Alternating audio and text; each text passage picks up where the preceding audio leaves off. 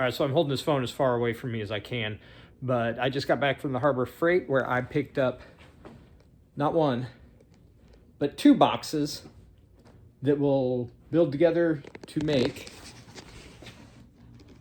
the Bauer 1.5 horsepower dust collector.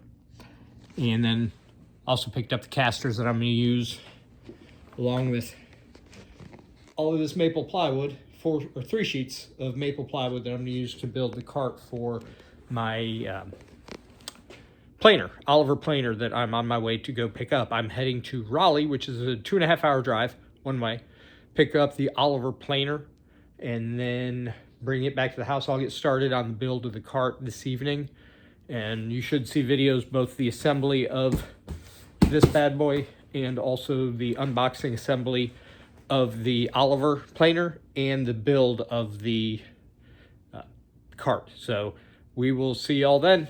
Have a good one. Take care.